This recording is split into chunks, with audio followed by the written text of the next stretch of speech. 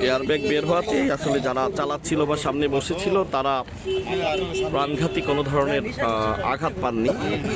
তো আচ্ছা, আপনারা দেখছিলেন কি হয়েছিল?